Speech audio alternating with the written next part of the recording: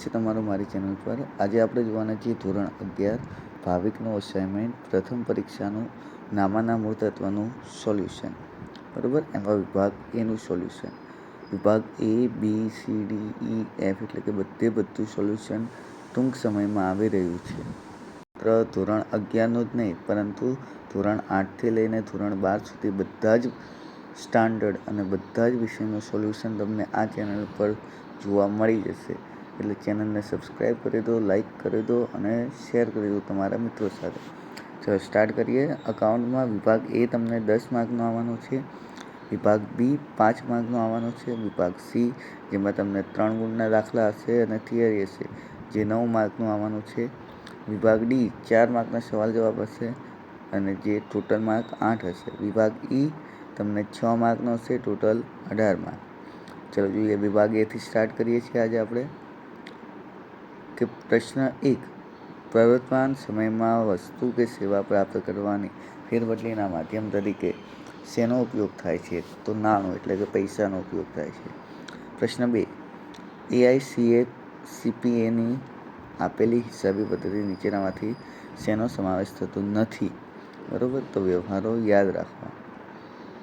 ત્રીજો પ્રશ્ન, નીચેનામાંથી કઈ બાબત હિસાબી પદ્ધતિની મર્યાદા સમાવેશ નથી? જો અહીંયા ઘણા બધા સવાલ જવાબમાં નથી શબ્દ આપેલો છે એટલે આપણે નથી શબ્દ યાદ રાખવાનો છે, બરોબર। ભૂલથી જ મગજમાં હોય છે કરીને બીજું એક ઓપ્શન સિલેક્ટ નહીં કરી દેવાનું। પ્રશ્ન પહેલાં આખો વાંચવાનો। તો ઐતિહાસિક વ્યવહારો।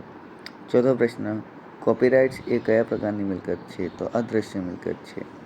પાંચમો સવાલ, ધંધામાં મિલકતની ખરીદી નીચેનામાંથી શું કહેવાય? તો મૂડી ખર્ચ કહેવાય। ત્યારબાદ છઠ્ઠો પ્રશ્ન, નીચેનામાંથી કયો વ્યવહાર ખરીદ ખાતું નહીં ખોલે? તો ફર્નિચર, બરાબર। ફર્નિચરમાં આપણે ખરીદ ખાતું નથી લખતા, ફર્નિચર આપણી મિલકત કહેવાય એટલે મિલકતનું નામ લખવામાં આવે। સાતમો પ્રશ્ન, નીચેનામાંથી કયું ખાતું ઉપજ ખર્ચ ખાતું છે? તો રોકાણ પર વ્યાજનું ખાતું। આઠમો પ્રશ્ન, નીચેનામાંથી કયું ખાતું વ્યક્તિ ખાતામાં સમાવેશ થાય છે? એટલે કે મોહનનું સ્કૂલ ખાતું, કેમ કે એમાં વ્યક્તિનું નામ આવે છે। ત્યારબાદ 10,000નું ભાડું ચૂકવ્યું કેવા પ્રકારનો વ્યવહાર? આ પણ ક્વેશ્ચન વારંવાર પૂછાઈ ગયેલ છે, તો સેવાનો રોકડ વ્યવહાર। 10મો પ્રશ્ન છે કે 7,000નો પગાર ચૂકવ્યો, આ વ્યવહાર કયા ખાતામાં અસર થશે? તો માલ મિલકત અને ઉપજ ખર્ચ, કેમ કે પગાર આપણે ચૂકવીશું તો એક તો પગાર ખર્ચ છે તો ઉપજ ખર્ચ ખાતું આવશે। બીજું, પગાર બે રીતે ચૂકવાશે, કાં તો રોકડ ચૂકવાય કાં તો બેંક ચૂકવાય, અને રોકડ અને બેંક પૈસા જાય એટલે કે કયા ખાતામાં આવે? માલ મિલકત ખાતામાં। આ પણ પૂછાઈ શકે છે કે 11મો પ્રશ્ન, વસ્તુ અને સેવાનો કર અમલનું વર્ષ કયું છે? તો 2017, બરાબર। તારીખ યાદ રાખવી હોય તો 1/7/2017। 12મો પ્રશ્ન, નીચેનામાંથી રાજ્ય સરકારનો કયો પરોક્ષ કર વસેક પહેલા હતો? તો મૂલ્યવૃદ્ધિ વેરો સમાવેશ થાય છે, પ્રત્યક્ષ વેરો।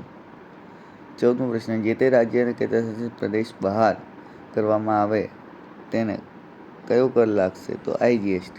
જ્યારે રાજ્યની અંદર કરવામાં આવે ત્યારે બે ટેક્સ લાગે, S અને CGST, બરાબર। અને UTGST ક્યારે લાગે? જ્યારે આપણે કેન્દ્રશાસિત પ્રદેશમાં માલનું વેચાણ કરીએ। 15મો પ્રશ્ન, કોઈ એક વસ્તુ જે તે રાજ્યની અંદર વેચતા જો 7.5 CGST લાગુ પડે તો તે રાજ્યની બહાર કેટલા ટકા લાગુ પડે? બરાબર। જો CGSTનો મતલબ છે C અને S, મતલબ જેટલા ટકા ટેક્સ લાગે એના અડધા ટકા, 12% લાગે તો 6%। જ્યારે IGSTમાં શું છે? ટોટલ જેટલા ટકા છે એટલા જ ટકા ટેક્સ લગાવવામાં આવે, તો 7.5ના ડબલ કેટલા થાય? 7 દુ 14 અને 0.5 એટલે 15, 15% ટેક્સ લાગશે। 16મો વ્યવહાર, મિલકત ખરીદતા થયેલ ખર્ચ ખાલી જગ્યા ખાતે ઉધાર કરવામાં આવે, તો મિલકત ખાતે જ ઉધાર કરવામાં આવે। નમૂના તરીકે માલ જ્યારે વેચવામાં આવે તો ક્યારે ઉધાર કરવામાં આવે? તો જાહેરાત ખર્ચ વખતે। 18મો પ્રશ્ન, આમનોંધ એ હિસાબી વ્યવહારનો ખાલી જગ્યા છે, તો મૂળભૂત ચોપડો છે। 19મો પ્રશ્ન, આમનોંધના ઉધાર જમા બંને બાજુના સરવાળાને ખાલી જગ્યા કહે છે, ખાલી જગ્યા થાય છે તો સમાન થાય છે। 20મો પ્રશ્ન, બેંકમાંથી અંગત ખર્ચ માટે ઉપાડેલ રકમ ખાલી જગ્યા ખાતે ઉધાર કરવામાં આવે તો ઉપાડ ખાતે જ ઉધાર કરવામાં આવશે। ત્યારબાદ કેમ કે અહીંયા અંગત ખર્ચ છે, જો અંગત ખર્ચ ના લખ્યું હોય તો રોકડ શબ્દ આપણે લખતા, બરાબર. નમૂના તરીકે માલ વેચવામાં આવે ત્યારે મિલકત ઘટે અને મૂડી પણ ઘટે. 22મો પ્રશ્ન, માલિક ધંધામાં મૂડી લાવે ત્યારે મૂડી વધે અને મિલકત પણ વધે. Option C. 23મો પ્રશ્ન, મહેસૂલી ખર્ચ રોકડમાં ચૂકવવામાં આવે ત્યારે મિલકત ઘટે અને મૂડી ઘટે છે. 24મો પ્રશ્ન, માલની ઉધાર ખરીદી થાય ત્યારે મિલકત વધે અને દેવું પણ વધે. આ પણ પૂછાઈ શકે છે A બરાબર C વત્તા L સમીકરણ ખાલી જગ્યા પદ્ધતિ છે તો અમેરિકન પદ્ધતિ. 26મો પ્રશ્ન, સામાન્ય રીતે મોટા ધંધાકીય એકમમાં કેટલા પ્રકારના પેટા નોંધો હોય છે? તો 4 પ્રકારના પેટા નોંધો. પછી માલનો ઉધાર વેચાણની નોંધ ખાલી જગ્યામાં થાય તો ઉધાર નોંધમાં થશે. ખાસ આમ નોંધના કયા વ્યવહારો નોંધવામાં આવે છે? તો મિલકતનો ઉધાર, ખરીદ વેચાણ, બરાબર. દેખો ઓપ્શન A છે મિલકતની ખરીદી એ પેટા નોંધમાં, ઓપ્શન બી માલનું ઉધાર વેચાણ એ પણ પેટા નોંધમાં, અને ઓપ્શન ડી છે માલ પરત એ પણ પેટા નોંધમાં, જ્યારે મિલકતની કોઈ પણ નોંધ એ ખાસ આમ નોંધમાં થશે. 29મો સવાલ, ઉધાર ખરીદીની નોંધ ખાલી જગ્યામાં થાય તો ખરીદ નોંધમાં. 30મો સવાલ, ઉધાર ખરીદેલ માલ પરત કરવામાં આવે ત્યારે માલની સાથે વેપારી શું મોકલે છે? ઉધાર ચિઠ્ઠી.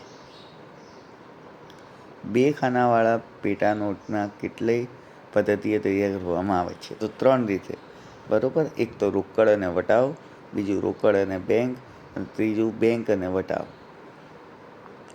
32મો સવાલ, રોકડ વ્યવહારની નોંધ રાખવા માટે તૈયાર કરવામાં આવતા પેટા નોંધ એટલે રોકડ મેળ. બેંક આપણા ખાતે વ્યાજ જમા કરે ત્યારે બેંક શિલક વધે, બરાબર. એટલે આપણા ખાતામાં જ પૈસા વધે. શિલક મતલબ આપણા ખાતામાં કેટલા પૈસા વધ્યા છે. 34મો પ્રશ્ન, કેવા વ્યવહારની રોકડ મેળમાં નોંધ કરવામાં આવતી નથી? તો બિન રોકડ વ્યવહાર. 35મો પ્રશ્ન, કયા પ્રકારના વટાવની ચોપડે નોંધ કરવામાં આવતી નથી? તો યાદ રાખજો, આ પણ પૂછાઈ શકે, વેપારી વટાવની. 36મો સવાલ, વર્ષના અંતે ધંધામાં રહેલા આખર સ્ટોકની હવાલા નોંધ શા માટે લખવી પડે? તો સાચો નફો કે નુકસાન શોધવા માટે. 37મો પ્રશ્ન, અન્ય પેટા નોંધમાં ન નોંધાતા હોય તેવા વ્યવહારોની કયા ચોપડે નોંધ કરવામાં આવે છે? તો ખાસ આમ નોંધમાં. 38મો પ્રશ્ન, નીચેનામાંથી કોને પેટા નોંધમાં સમાવેશ થતો નથી? તો ખાતા વહીનો. 39મો પ્રશ્ન, નીચેનામાંથી કયા વ્યવહારોની નોંધ ખાસ આમ નોંધમાં થતી નથી? તો બિન આર્થિક વ્યવહાર, બરાબર. તેની નોંધ તો આપણે કશાયમાં નથી કરતા, એમાં બિન આર્થિક નોંધ કરીને આમ નોંધમાં પણ એ રીતે જ આપણે લખી દઈએ, પણ ખાસ આમ નોંધ કે રોકડ મેળમાં એમાં કરવામાં આવતી નથી. ત્યારબાદ ખાસ આમ નોંધ ખાલી જગ્યાનો એક પ્રકાર છે તો પેટા નોંધનો પ્રકાર છે, બરાબર. પેટા નોંધના 4 પ્રકાર હતા, એમાંનો એક પ્રકાર છે. ત્યારબાદ કોને ચોપડાનો રાજા ગણવામાં આવે છે? તો ખાતા વહીને ચોપડાનો રાજા ગણવામાં આવે છે. 42મો પ્રશ્ન, પાઘડી એ કેવી મિલકત છે અને તેની બાકી કેવી હોય? તો પાઘડી એ અદ્રશ્ય મિલકત છે અને તેની બાકી ઉધાર જોવા મળે છે. 43મો પ્રશ્ન, ખાતા વહીના કયા પ્રકારના ચોપડામાં જરૂરિયાત ઊભી થતાં વધારાના પાના ઉમેરવામાં આવે છે? તો બાંધેલો ચોપડો, બરાબર. ત્યારબાદ 44મો પ્રશ્ન, સામાન્ય રીતે મિલકતની બાકી કેવી હોય? તો ઉધાર હોય છે, ઓપ્શન બી. 45મો પ્રશ્ન, કાચા સરવૈયામાં કેટલા સમયના ખાતા હોય છે? તો 1 વર્ષના, ઓપ્શન એ. 46મો પ્રશ્ન, કાચું સરવૈયું કયા તબક્કા પછી તૈયાર કરવામાં આવે છે? ખાતા વહી પછી. 47મો પ્રશ્ન, કાચું સરવૈયું કઈ રીતે તૈયાર કરી શકાય? તો ઓપ્શન એ અને બી, એટલે કે ઓપ્શન ડી આવશે. ફક્ત પત્રક સ્વરૂપે પણ કરી શકાય અને ખાતા સ્વરૂપે પણ કરી શકાય, એટલે તમે બંને રીતે કાચું સરવૈયું તૈયાર કરી શકો છો. 48મો પ્રશ્ન, કાચા સરવૈયાના આધારે કઈ બાબત તૈયાર કરવામાં આવે છે? તો વાર્ષિક હિસાબો તૈયાર કરવામાં આવે છે, જેમાં તમે વેપાર ખાતું, નફા નુકસાન ખાતું અને પાકું સરવૈયું તૈયાર કરશો. 49મો સવાલ, કાચા સરવૈયો બંને બાજુનો સરવાળો સરખો આવે તો હિસાબ સાચા કહેવામાં આવે છે, બરાબર. 50મો સવાલ, ડિબેન્ચર બહાર પાડી કે લોન દ્વારા મેળવેલ રકમને મૂડી આવક કહે છે. 51મો પ્રશ્ન, યંત્ર ગોઠવણીની મજૂરીની રકમ કયા ખાતે ઉધાર કરવામાં આવે છે? તો યંત્ર ખાતે. બરાબર, યાદ રાખજો, કોઈ પણ મિલકત પાછળ આપણે જે પણ ખર્ચ કર્યો એ અલગથી મજૂરી ખાતે લખવામાં નથી આવતો. એ મિલકતના નામ સાથે જ પ્લસ કરી દેવામાં આવે છે. દાખલા તરીકે યંત્ર હોય તો યંત્રમાં જ આપણે કિંમત ઉમેરી દઈશું, યા તો ફર્નિચર હોય તો ફર્નિચરમાં કિંમત પ્લસ કરી દેવામાં આવે. બરાબર, જો વિડીયો ગમ્યો હોય તો લાઈક કરી દો. વિભાગ બીનું સોલ્યુશન નેક્સ્ટ વિડીયોમાં આવી જશે. બરાબર, આખા વિભાગ બી પછી નેક્સ્ટ વિડીયોમાં વિભાગ સી, ડી, ઈ અને F, account, state, eco, BA, Gujarati, English, SP દરેક વિષયનું સોલ્યુશન ટૂંક સમયમાં જોવા મળી જશે આ ચેનલ પર. તો વિડીયો લાઈક કરી દો, શેર કરી દો તમારા મિત્રો સાથે અને સબસ્ક્રાઈબ કરી દો મારી ચેનલને.